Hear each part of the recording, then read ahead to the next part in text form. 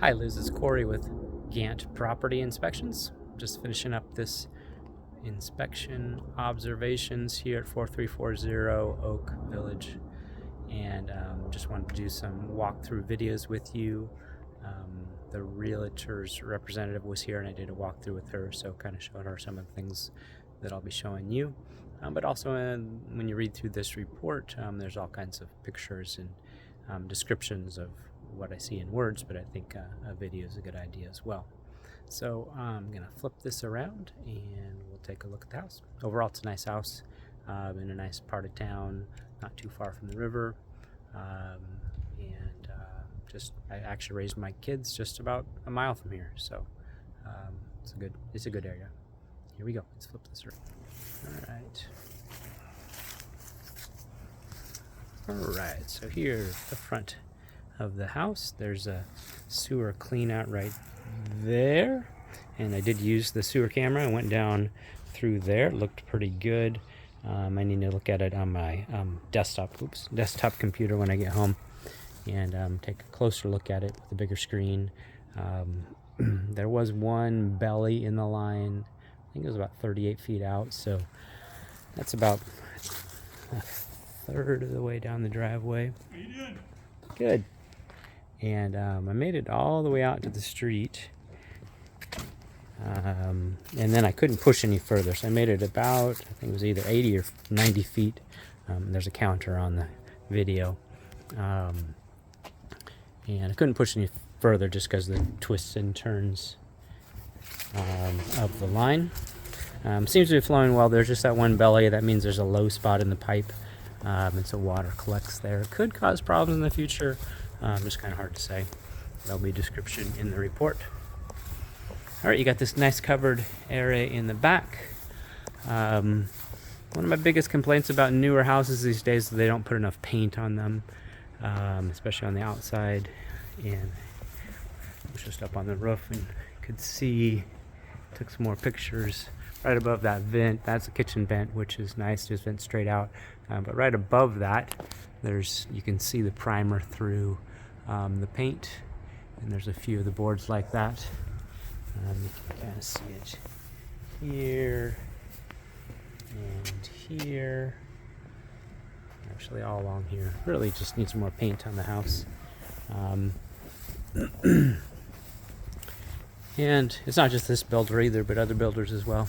And then this trim, it's nice thick trim, but it is a kind of OSB type trim, and so there's this porous part that they really need to get a lot of paint on it so it doesn't absorb moisture.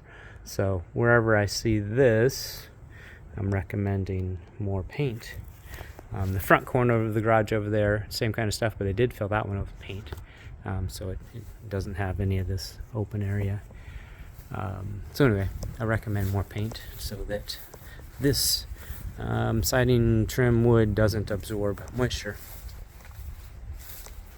Coming around this way, there are a few places like right here where the caulking's already failed. And this is a really important spot because water comes down the trim and down the window, comes out here, comes down here, and can get in behind this trim. So this caulking really needs to be filled in, updated. This window also, and that window up there also. You can see it there, same corner. It's usually the first place that it fails, and it's also the most important place to have good caulking because, like I said, water comes down the window. Here it comes out this weep hole as it's supposed to, but then it can get in behind that trim, and this trim will swell up, fall apart because of the type of wood it is. Also, any nail holes like this one, we call that overdriven, which is typical. It happens all the time, but when it does, it needs to be caulked so moisture doesn't get in there and also cause the wood siding material to swell up and start falling apart. So the things I'm pointing out there, they are all in the report, and there's a summary of the issues that can be delivered via the realtor to the builder if you decide you want them to fix these things. There's another spot where it's